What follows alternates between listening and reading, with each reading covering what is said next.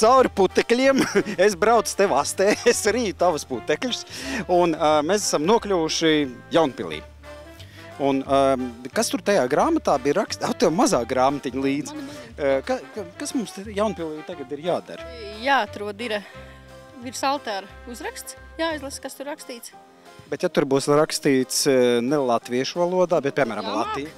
Izmēģināt lasīt. Latīņu. Viņa vetārs, viņa noteikti izlasīs. Viņa latīņu valodu mācījās. Ok, tātad... Kad celt.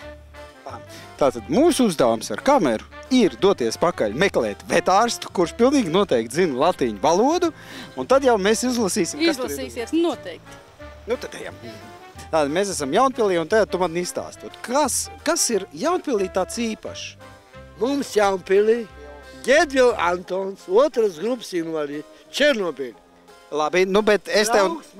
Viss Jaunpilī, katru gadu brauc, visi labākie, sacensībās, mīlestībā, draudzībā, sacensībā. Jaunpils bija mūžā, šodien Jaunpilī ir baigie svētki. Baigie svētki. Izstāst, kas tie pa svētkiem? Nu šito svētku. Pastāst, kas tie pa svētkiem? Viduslaiku svētki. Lieli. Viduslaiku, mūsu pils ir viduslaiku pils. Jā. Un mums katru gadu notiek svētki, ļoti daudz cilvēku. Visādi pasākumi notiek. Balle vakarā. Klausies, nu vakarā būs balle? Būsim paši pirmie. Gedvila Antānās, mēs čempioni. Kas šeit notiksies? Vai tiešām šodien arī šeit būs cīņas? Būs, jā, būs, noteikti būs. Par ko cīnīsimies? Tad jau redzēsim. Nu labi, esam visi gatavi. Kā jūs redzat, zirgi ir, bruņinieki ir, viesi arī ir un ir arī aktieri, es dzirdēju. Ļoti labi esot atbraukuši. Nu, tad jau redzēsim, vai ir aktieri vai nav. Nu tad visi uz Jaunpili. Tā, kā redzat, Jaunpils ir pilna ar dažādu līmeņu, arī pasaules līmeņa slavenībām un dažām ļoti slavenām aktrisēm. Ja gadījumā kāds nezina, ja? Tad stādieties lūdzu mākslinieces priekšā. Raimonda Vazdika, aktrise, vienkārši aktrise. Tātad, ko jūs šodien darat šeit? Jaunpils muižā mēs spēlēsim izrādi Henrijs VIII un 6 viņu sievas.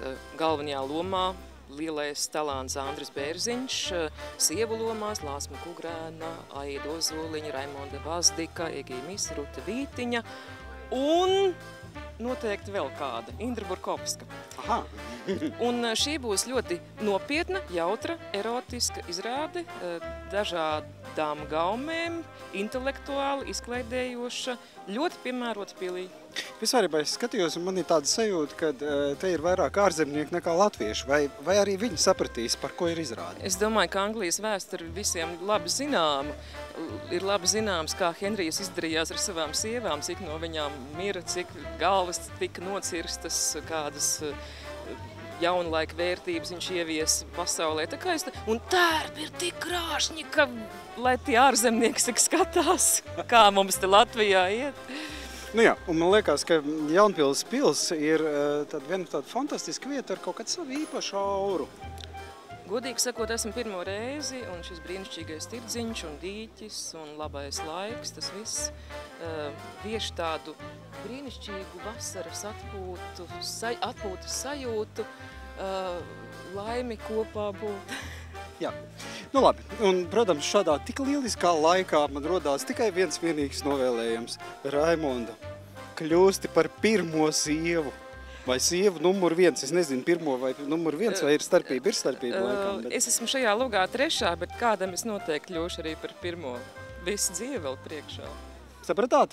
Tā kā, ja neredzēsiet šo izrādi, atnāciet uz citu, un tad paskatieties, kāds numuriņš ir Raimondai Vazdikai. Tas var būt jums pārsteigums. Jeb 2. Stāsti man, kas šeit šodien notiek, ne tikai par kāņām, un pastāst, kas tā par atslēgu tev rokās. Redzi, tā ir vīna pagraba atslēdziņa, vajadzētu jau mūkam, bet es no viņa slēpjat viņu. Vīna pagraba atslēga? Jā, tieši tā. Stāsti, kāds vīns tur stāv?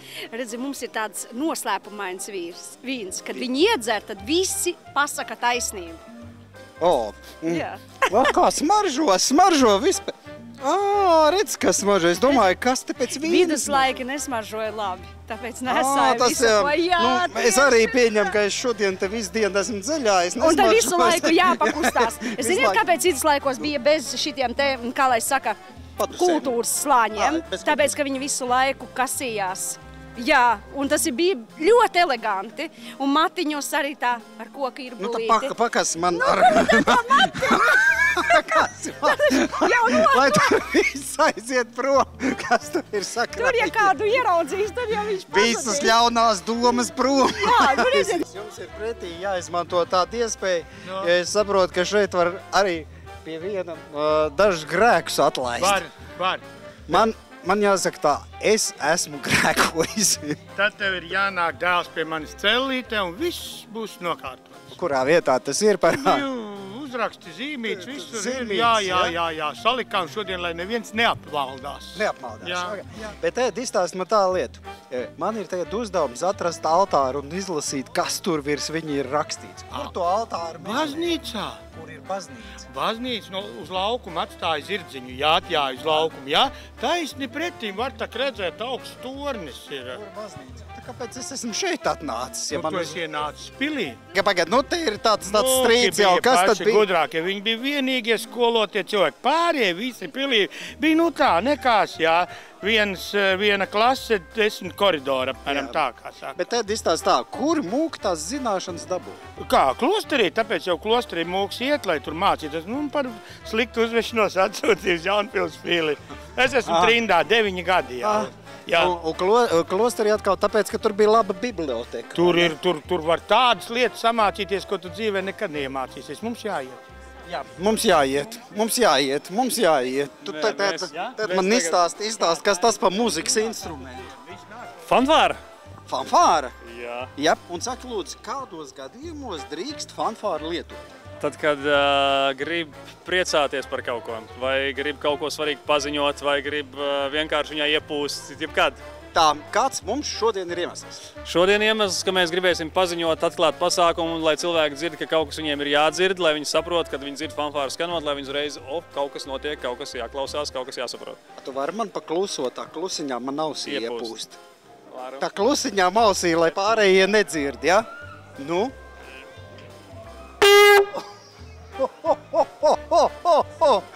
Tā bija fanfāra.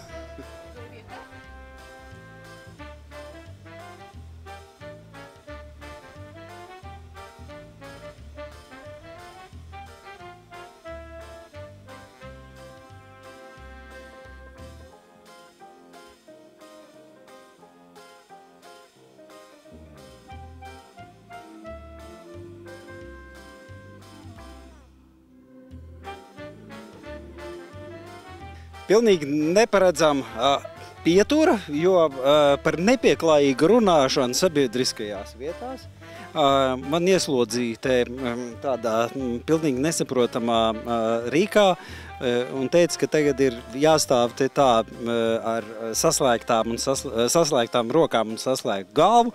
Un kas ir pats interesantākais, tā kā jūs stāvat tā, tad dibens ir augšā un var kāds atnākt un uzšaut pa viņu. Es tagad beidzot saprotu, kur bija tā būtība visiem tiem moku šāda veida rīkiem.